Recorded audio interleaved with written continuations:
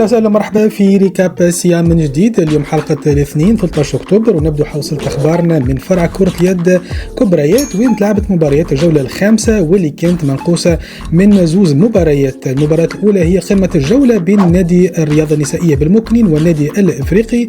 المواجهه هذه تم تاجيلها لنهار الاربعاء 22 اكتوبر. والمباراه الثانيه اللي كان المفروض انها تجمع الجمعيه النسائيه بالمهديه والجمعيه النسائيه بطبلبه اللي تم تأجيلها بسبب غياب الطاقم التحكيمي.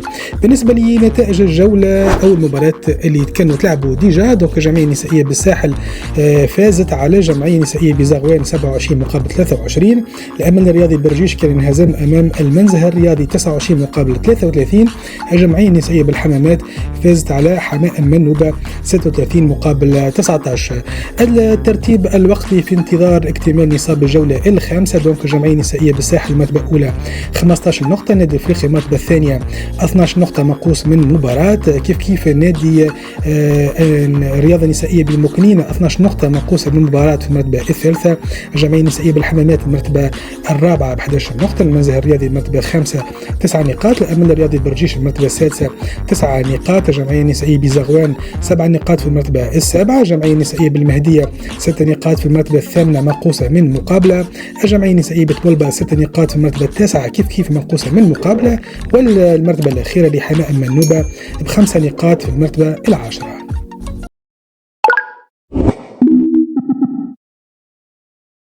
في كرة اليد كابر تمكن النادي الافريقي من تحقيق فوز هام على حساب سبورتينغ الموكنين بنتيجة 29 مقابل 20. علاش نقول هام؟ لأنه العديد من اللاعبين الركائز كانوا غايبين لأسباب متعددة، وكنا الحقيقة متخوفين شوية من نتيجة المباراة هذه، غير أنه الانتصار كان في الموعد والحمد لله، و3 نقاط إضافية للنادي الافريقي. دونك بالنسبة نتائج الجولة اللي هي الجولة التاسعة، دونك الافريقي فاز على سبورتينغ الموكنين 29-20. نجم الساحلي تعادل مع ساقيط الزيت 32 مقابل 32. طبلبة كانت فازت على قصور السيف 30 مقابل 29. مكار المهدية انهزمت امام الترجي بتونس 25 مقابل 35. الملعب التونسي كان انهزم امام بني خيار 25 مقابل 26. ونادي جمال كان فاز على الحمامات 34 مقابل 31. بالنسبة للترتيب، الترجي بتونس والنادي الافريقي في المرتبة الاولى ب 25 نقطة، النجم الساحلي المرتبة الثالثة 23 نقطة، ساقيط الزيت 23 نقطة في المرتبة الرابعة، بني خيار في المرتبة الخامسة 20 نقطة، نادي جمال المرتبة السادسة 16 نقطة، الملعب التونسي المرتبة السابعة 15 نقطة، سبورتينغ الموكنين 14 نقطة في المرتبة الثامنة، كيف 14 نقطة لقصور الساف في المرتبة التاسعة، مكار المهدية مرتبة 10 13 نقطة، جمعية حمامات المرتبة 11 ب 12 نقطة، والمرتبة الأخيرة لنصر طبلبة ب 11 نقطة في المرتبة 12.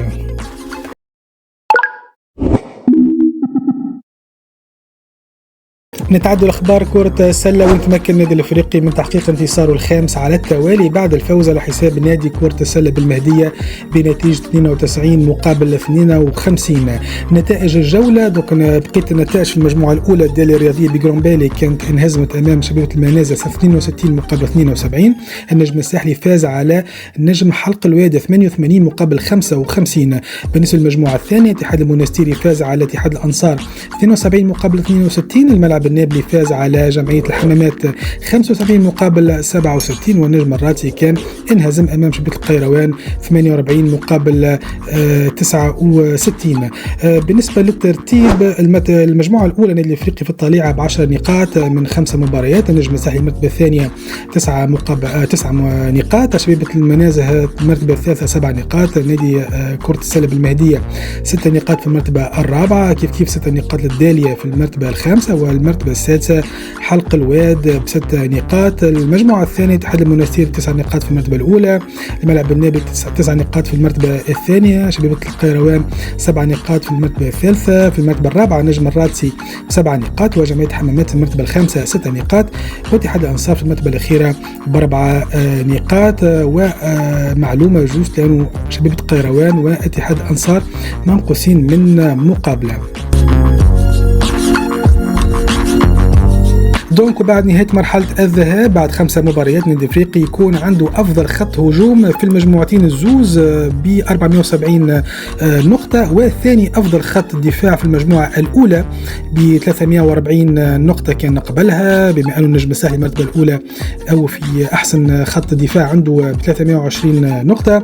بينما وكان قارنوا الزوز دونك المجموعات، دونك النادي الافريقي يكون في المرتبة السادسة على مستوى الدفاعي.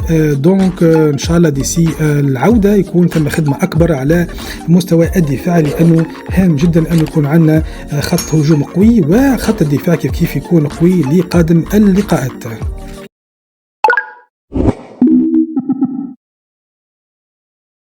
في كرة القدم كان خاض النادي الافريقي الفريق الاول البارح مباراة تحضيرية جمعته بشبيبة العمران. مباراة كان دارت في الحديقة 1000 وانتهت بنتيجة تعادل هدف مقابل هدف، وكان جاء بونتو النادي الافريقي في الدقيقة 41. بونتو كان سجله اللاعب بلال ايت مالك بعد توزيعة من نقطة الركنية من بسام الصرارفي. الكرة راجعة وبلال ايت مالك يستغل الفرصة ويسجل الهدف. مباراة هذه كان قام فيها الإطار الفني بإشراك العديد من اللاعبين اللي ما لعبوش برشا إلى حد الآن مع المجموعة، لغرار سيدو خان، تيني ديدوف، حسام حسن رمضان، شرف الدين عون وبسام أسرارفي، وزاد لاعبين ما زالوا ما لعبوش مع الفريق كما حمزة النصري اللي إلى حد الآن اكتفى بالمشاركة مع النخبة في بعض المباريات. وزاد كان فما أول ظهور للمهاجم الشاب إلياس الدباش اللي برشا كلام باهي قاعد يتحكى عليها. للتذكير في أنه مباراة ودية ثانية باش تجمع الافريقي بالنجم الخلادي نهار الثلاث، ومباراة ثالثة وأخيرة نهار الأربعاء أمام الموج الرياضي بمنزل عبد الرحمن، وزوز مباريات باش يتلعبوا زادة في الحديقة 1000.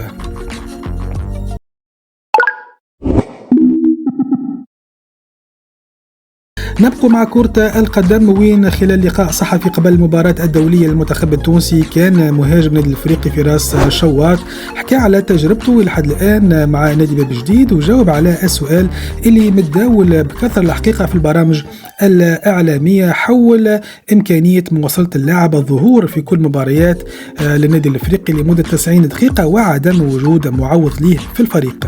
المباريات مع النادي الافريقي صحيح قاعد نلعب 90 دقيقة الماتشات الكل، ما الحمد لله معناها حاضر فيزيكمون وهيك أهم حاجة معناها قاعد نخدم في خدمة باهية، قاعد معناها نحسن في روحي أكثر خاصة مونتالمون الحمد لله. أهم حاجة اللي قاعد نكونفورمي معناها خاصة قدام الكاج معناها كل فرصة تجيني نحاول معناها نجسمها الماركي، الحمد لله معناها إن شاء الله ربي يوفقني وربي معي. بالعكس مانيش انا المهاجم رقم اول في تونس، انا قاعد نخدم على روحي، قاعد كل ماتش وماتشو معناها نحاول نماركي،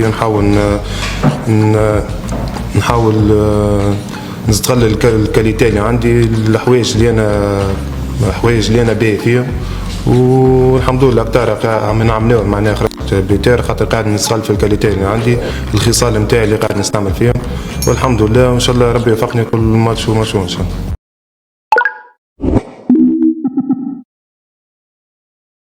فوالا هذا شو معنا من اخبار اليوم، ان شاء الله نعاودوا نتقابلوا في حلقه قادمه. ديسي لا واسو تابعونا على قناتنا ريكاب سيا، بالطبيعه ما تنسوش تشتركوا في القناه وتشغلوا النوتيفيكاسيون، هكا يجيكم نوتيفيكاسيون شاك فوا نهبطوا فيها حلقه جديده. بالطبيعه واصلوا تابعوا كل اخبار النادي الافريقي اول باول على موقعنا الرسمي كلوبيست.net، على صفحه رسميه فيسبوك كلوبيست.net، وعلى انستغرام كلوبيست.net 1920.